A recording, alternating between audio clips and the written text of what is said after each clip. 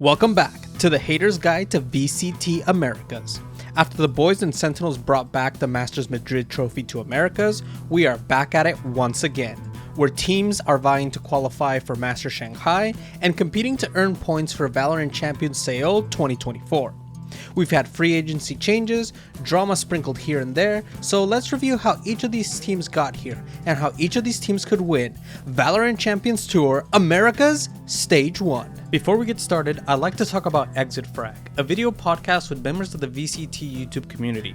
Forefather, Esports Andy, 4TV, and many other content creators talk about Valorant and host preview and predictions. So if you're looking for a more in-depth conversation about the upcoming Stage 1 tournaments, make sure to check it out in the link in the description below, or at the end of the video. If you'd like to support this channel memberships are available below. You get credits at the end of the video and 24 hours access to all the Haters Guide. Without further ado, let's get into it. As my friend Forefather would say, 100 Thieves. This team faced an incredible task to go in the group of death with Loud, Leviatan, and Sentinels. And unfortunately, the reality is, with only a month of prep time, the team did not win a single game. It's hard because they are such a new team. People had really high expectations of them, some even saying it would be their first chance to qualify for a tournament in a long time.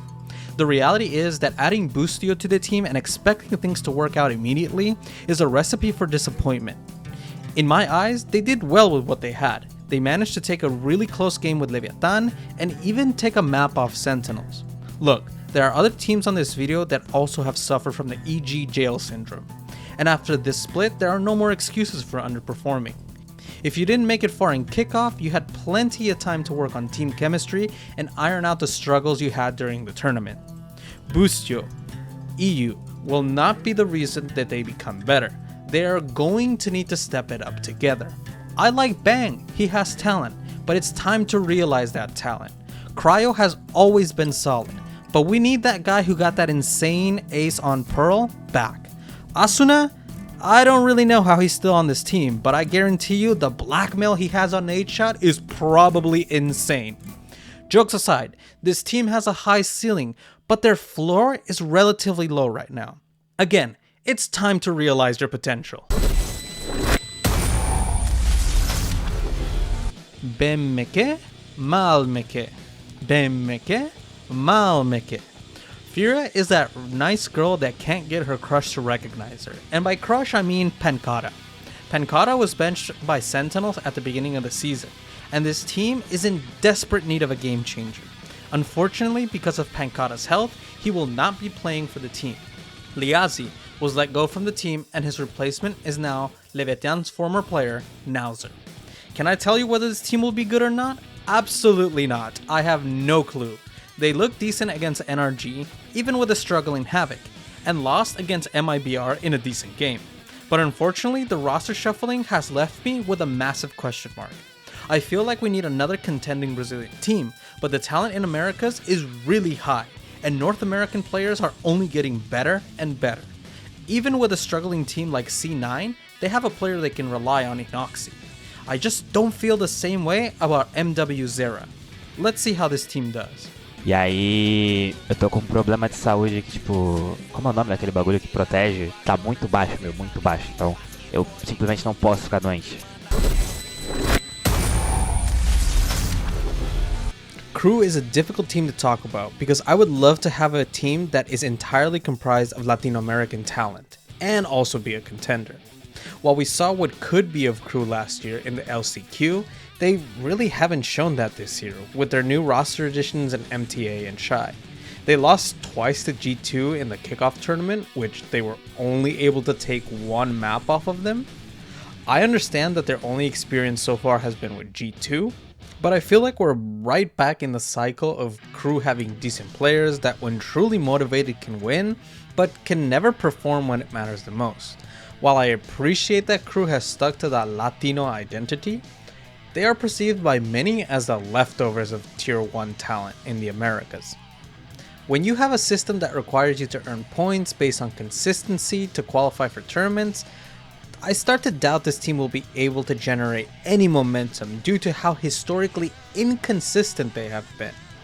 Lo siento, pero es la verdad. The second member of the group of death, Leviatan, had the hype of world beaters at the beginning of the season, and for all of that, what do they have? Absolutely nothing. It's a shame because ASPAS left one of the best teams in the world to not only get the bag, but also try to win with another team. Almost like another Brazilian player from the same team. Regardless, Leviatan are still expected to play well. At the kickoff event, despite being eliminated in their first 3 matches, they were a very entertaining team to watch. Well, of course if you're discounting Split, in which they look like chickens with their head cut off. Like 100 Thieves, they suffer from being in the group of death and partially from EG jail with Calm. But unlike 100 Thieves, this team had a substantial time to prepare for the kickoff event with TenZ, Mazino, King, and ASPAS. How poetic that the team who made ASPAS' career is also the man to have sent him to the lower bracket. Loud's flashes meta took the team by surprise, and hey, what's a good aimer if he can't see? Then against Sentinels, ASPAS tried to put the team on his back by getting 50 kills across 3 maps, but Prime Zekken and a masterclass on Split would not allow Leviatan to pass. And much like their name, they became a myth of what if in this tournament. I'm not saying that this is a bad team. I actually think the team is far more talented than they showed. They really just need to fix their split and they're right there with other teams. ASPAS and King are playing well. TenZ and Calm and Mazino just need to find a better groove or synergy. Putting up single digits during games is not acceptable. Show me how good this team truly is.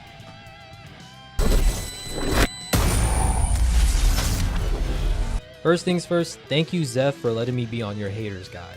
I have G2 and if you want to be a hater of this team then you have it pretty easy, since they supplied us with a lot of ammunition. First, they let go of Net, their main Sentinels player, even though they couldn't win a single attacker round on Sunset against Sentinels. So every time they lose a defensive round, you could just type in, they let go of Net for this? But it even gets better. They've lost huge leads during kickoff. 7-1 to Evil Geniuses and 8-4 to Sentinels, both on Sunset. Every time they lose a round, even if they're up 12-1, the possibility of G2 turning into Choke 2 is very real. They also have this weird tsundere complex against the current best team in Américas. Fuck Sentinels! I think most of us know they low-key love Sentinels deep down. I mean, how can you hate a team that's basically your father figure? Sentinels have sunned you when it mattered the most. But with all jokes aside, I have faith that G2 will bounce back and perform well. They're in the Alpha group where Sentinels and NRG are expected to move on. Their main competition for that 3rd spot is actually both Crew and Cloud9, who can realistically claim it as well. I personally still have them moving on, but if they fail to claim that 3rd spot, you can always come back to this video for inspiration as to what to say about them. Thank you, Kai. Make sure to check out that nerd Kaizen's video on This is how Sentinels won Masters Madrid in the annotation. Cloud9 don't be mid challenge? Impossible. After going on a miracle run in last year's franchise season, they have been a disappointment after disappointment, all leading to their terrible performance against MIBR in the kickoff tournament, ending their first event of the year at 7th to 9th place. And quickly they try to rework their roster to find success, removing Jake and Whippy. And they didn't go for someone like Pancata or a top tier 2 player like someone from Oxygen or Moist, but rather picked up their old IGL Rooney from last year and Moose from YFP Gaming. Both good players, but make no sense for this roster. They already have an IGL in Vanity, and adding Rooney just seems mental. But Cloud9 has had a long history already in making outrageous roster moves, so this is the second time they have brought back an IGL after releasing them. And while Moose has been a solid Sentinel player during his time in Tier 2, it doesn't feel like much of an upgrade from the 2 players they released. This team looks to continue to be mid, as it's just infuriating as a longtime Cloud9 fan to see them go down this road yet again. I just can't believe I, even as a meme, put Cloud9 as winning this split in my preseason prediction video, which you can watch on my channel Esports Andy after you finish this one, so you can make fun of me. But I'll be surprised if they even win half of their games in Split 1. I just have to say good luck Cloud9 and Xepppa. Y'all really need it against Lev, EG, Loud, and 100 Thieves, all in a row to start off. But I do like the team's bundle, so maybe that's a plus? Thank you, Andy, for being in another Haters Guide. Your help is always appreciated. Make sure to check out his How Sentinels Perfected Split and Then Got Destroyed video in the annotation. Já é hora da soneca? No? Igual. MIBR is a conundrum in my mind because I don't really know where to place this team. On the one hand, they beat their Brazilian counterparts in Furia and even beat Cloud9 in a decent series, where we finally got to see something different in Sky, Viper, and Cypher on Ascent. But the team wasn't good enough to beat Sentinels and exited in the play-ins.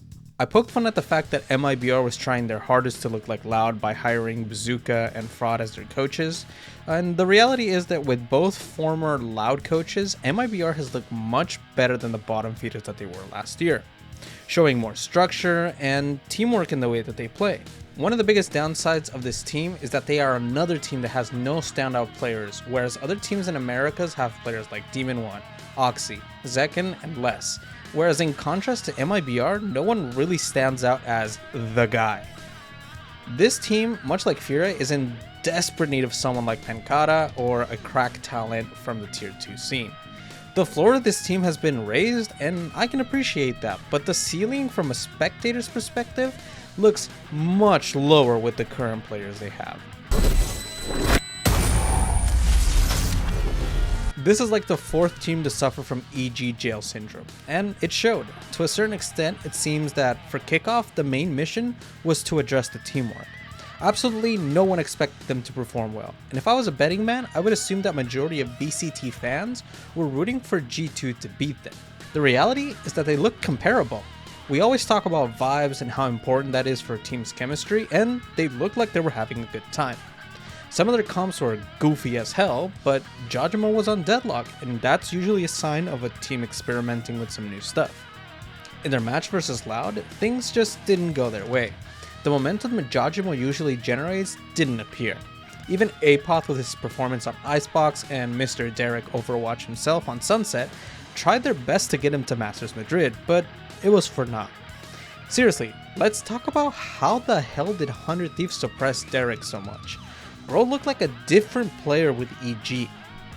This roster looks like a work in progress. Apoth, Superman, and Derek had their moments, but it wasn't super consistent.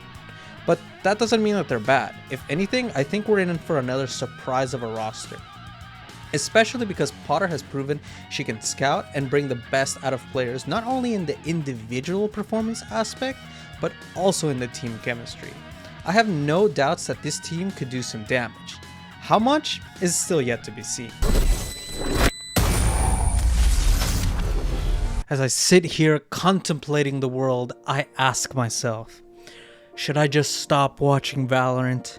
Am I the curse? All my sports teams do is underperform. Am I the jinx? Will I ever see another championship? What does this mean for Cloud9's legacy?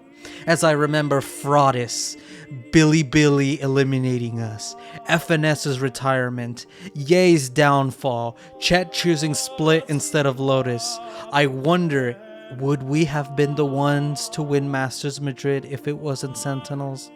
And to that I say, absolutely not! Oh my goodness, NRG had one of the freest paths to playoffs, having to face Furia and Cloud9, both games which they struggled a bit with.